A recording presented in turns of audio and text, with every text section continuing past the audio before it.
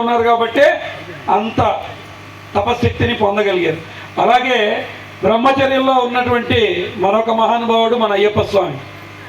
అభయాన్ని ఇస్తూ చిన్ముద్ర రూపంలో ఉంటాడు కాబట్టి ఎవరైతే శరణు కోరుతారో, మనస్ఫూర్తిగా శరణు కోరుతారో వారందరికీ శరణు శరణు. అందుకనే శరణం అయ్యప్ప. ఇంకెవరికి ఉండదు చూడండి. శివుణ్ణి ఓం నమ శివాయ అంటాం, ఓం నమో నారాయణాయ అంటాం, ఓం నమో దుర్గాయ అంటాం. కానీ ఈ నొక్కర్ని మాత్రం ఏమంటాం? శరణం అయ్యప్ప అంటాం, శరణం అయ్యప్ప అంటాం. కాబట్టి అనేక రకాలుగా మనల్ని కాపాడేటువంటి వ్యక్తి. మరి ఆయనకు ఒక్కసారి శరణం మళ్ళొక్కసారి చెప్దాం. ఓం శ్రీ స్వామి. ఎందుకండి అంత విశేషము? నారికేళం ఎందుకు కొబ్బరి చెట్టు ఇస్తున్నారండి ఆయనకి? ఒక అరటి చెట్టు ఇవ్వచ్చుగా. ఎవరికి డౌట్ రాలేదండి ఎందుకు కొబ్బరి చెట్టు వేయాలి? ఇంకొకటి ఏదైనా ఇవ్వచ్చుగా.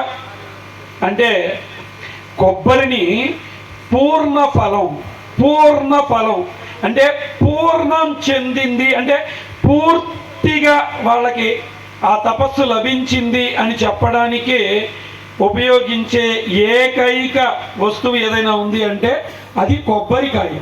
దాన్ని పూర్ణ ఫలం అంటారు. యాపిల్ పండు, అరటి పండు, ఇంకొక పండు వీటన్నిటికీ లేనటువంటిది పూర్ణ ఫలం కొబ్బరికాయకు ఉంది.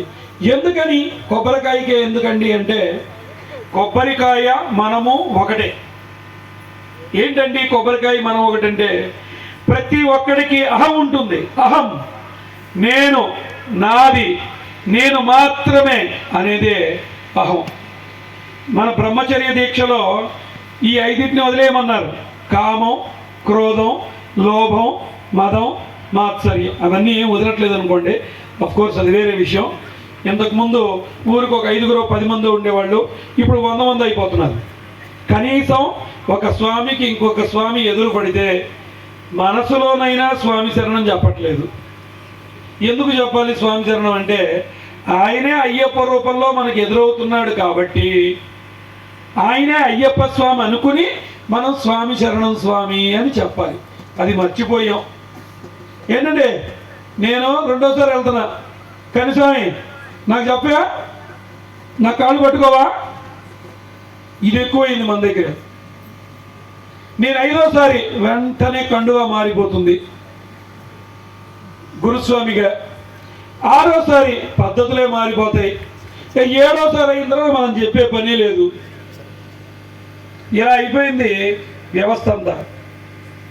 గురుస్వామికి వేరే నియమ నిబంధనలు లేవు, కన్యస్వామికి వేరే నియమ నిబంధనలు లేవు.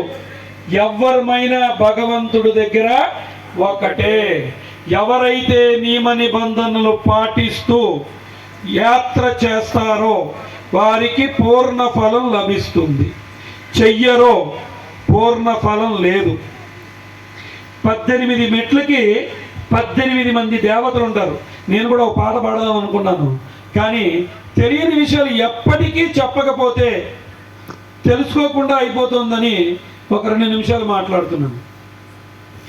18 మెట్లకి 18 మంది దేవతలు ఉంటారు.